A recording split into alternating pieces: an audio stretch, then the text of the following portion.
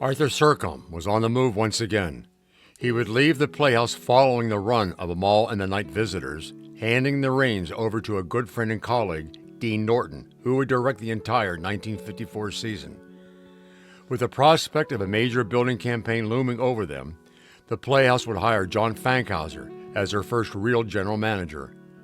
Fankhauser had a strong professional background, having been public relations director for the Theater Guild. Meanwhile, Dean Norton was about to unveil a production of Stage Door. Norton had directed the successful national tour of this George S. Kaufman, Edna Ferber play years earlier. This production, however, would not fare quite as well as his previous outing. As an unidentified Vindicator critic wrote in his review, "Perhaps there's not much life left in this George Kaufman, Edna Ferber piece from the 30s. Put the 30 performances together, however, and they lack vitality." This was a bit of a setback for the Playhouse, since it was unaccustomed to bad reviews of their shows. In May of 1955, Dr. J. Fred Essig would become the new president of the Playhouse, with a co-president for his first year, Dr. Milton Greenberg. Both gentlemen came with solid contacts and were able to elicit the services of former Youngstown Mayor Charles Henderson to head the committee to raise $200,000 for the new Playhouse. Finding a suitable location would be a long and arduous task for the committee. Following a long search, Sylvan Einstein would eye 3 1/2 acres of land off Glenwood Avenue in Youngstown that would become the site for the new Youngstown Playhouse. But the current Playhouse continued to crank out successful productions of Reclining Figure by Harry Kernitz and The Innocents by William Archibald, featuring a very young and talented John Lee Demain. In the continuing effort to involve more people at the Playhouse, Norton put together a vaudeville show titled Vaudeville Tonight that would feature the Playhouse debut of Dana Snyder in a dance number. Snyder would rise through the ranks at the Playhouse during those coming years. At the close of Mr. Roberts in 1956, Dean Norton would resign his position and return to California. A new Playhouse era would be ushered in with the hiring of James Cameron. Coming to the Playhouse from the Portland, Oregon Civic Theater, Cameron encouraged new talent at the Playhouse and the return of those people put off by Arthur Sercombe's style of directing. Vindicator theater critic Fred Childress called Cameron's first season the happy season. This happy season, the 33rd for the Playhouse, would open with Cameron's production of Anastasia, starring Wanda Lou Jones and introducing Gene DiCaprio to Playhouse audiences. The rest of the season would include The Torchbearers, along with A Room Full of Roses, Death of a Salesman, The Mousetrap, and Bus Stop. But Cameron would be an innovator at the Playhouse, establishing the arena theater concept, the summer theater program, and the theater's first full musical production. The new Playhouse had broken ground and was well under construction.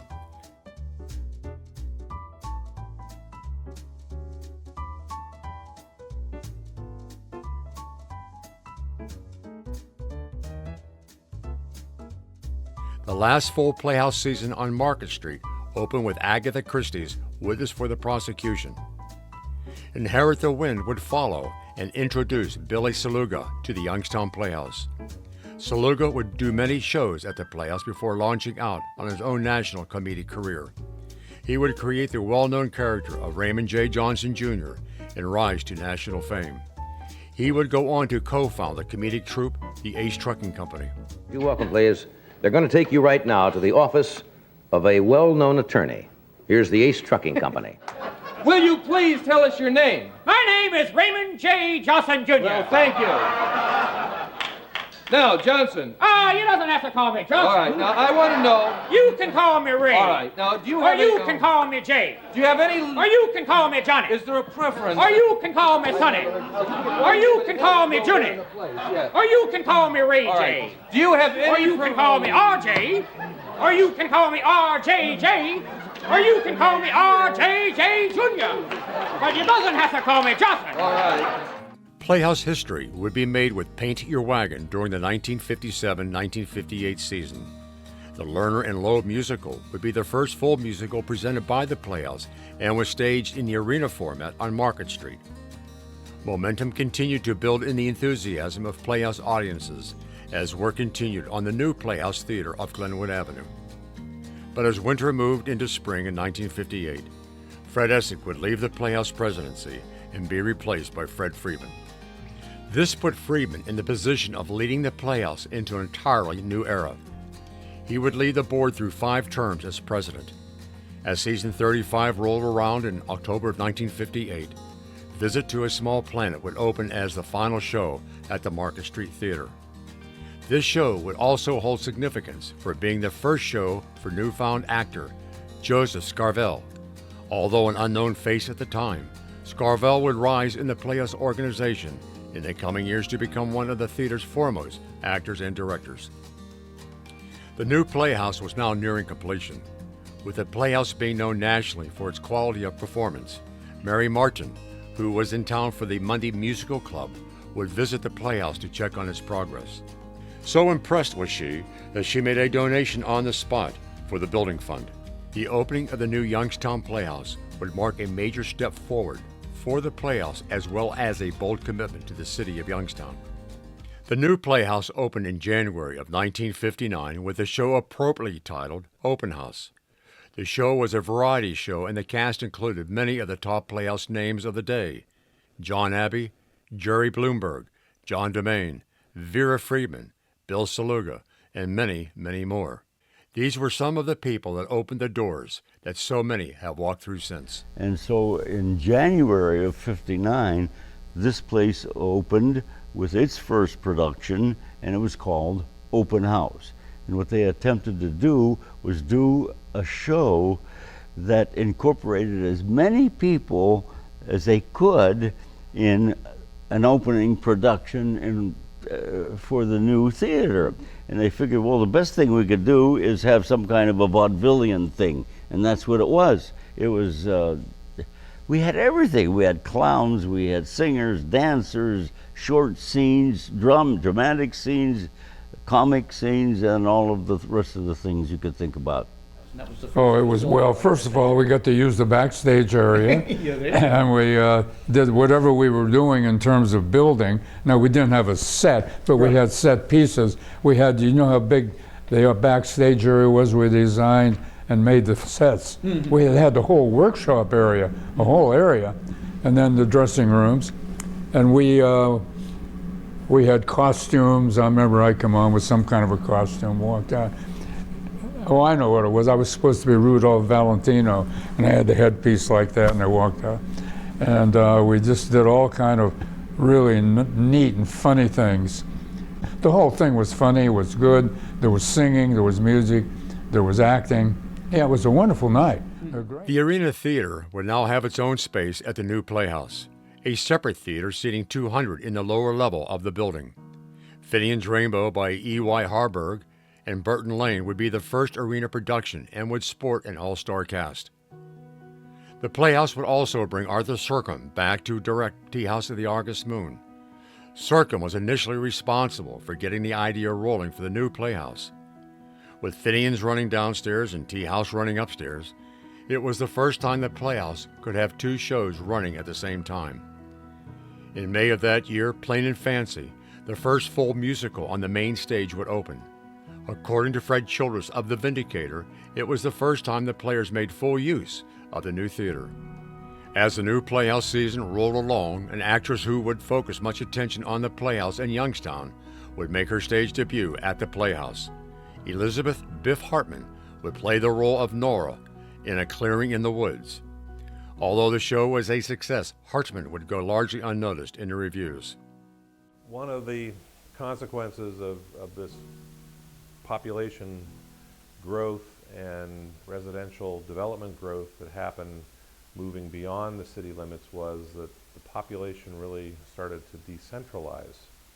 And so downtown as a hub for all activities began to diminish, really in the 1950s, more so in the 1960s, and definitely in the 1970s. And that happened again because developers saw the need and the opportunity to provide commercial strip plazas and then eventually the shopping malls closer to where people were living.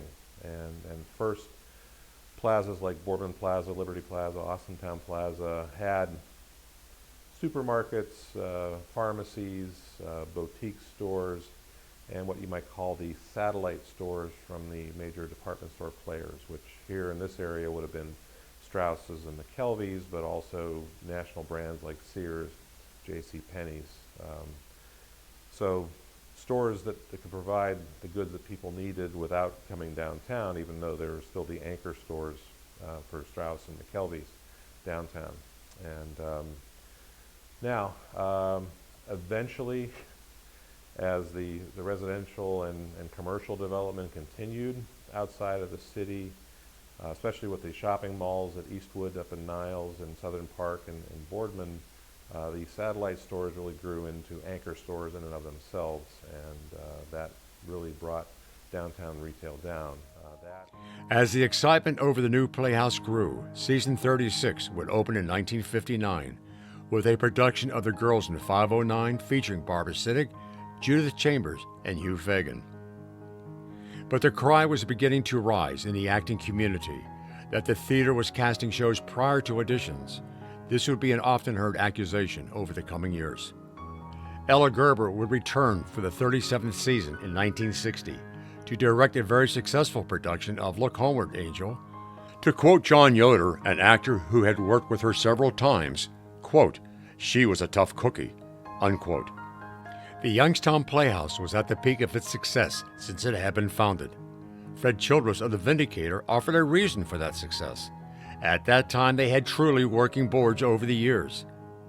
They were constantly out in the community raising money and awareness. The boards were made up of people of legal, financial, and artistic backgrounds. And because of that mixture, the Playhouse finished up in the black each and every year of its existence since 1924. The 37th season saw many successes at the Playhouse, but the final show of that season, The Most Happy Fella, would be the one most remembered. With Jim Cameron preparing to leave and return to Broadway, this show was one of his favorites, and it holds legendary status to this day. Playhouse.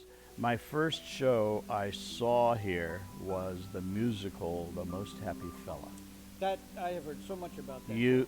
Jack, Yeah. Jack, it could have gone on tour. Yeah, that's what I understand. Phoebe was in it. Jim Cameron directed it. It was totally professional. When I saw it, I thought it was back in summer stock looking at a professional show.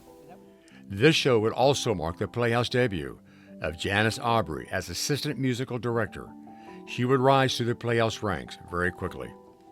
As season 37 closed, a show done in the arena the previous summer would almost eclipse every show in that season. Our Town by Thornton Wilder would feature Rod MacDonald and Biff Hartman in a production that would sweep the Ohio Community Theater Association Awards. With Jim Cameron now a part of Playhouse history, Martin Magner was hired as a new managing director in the fall of 1962.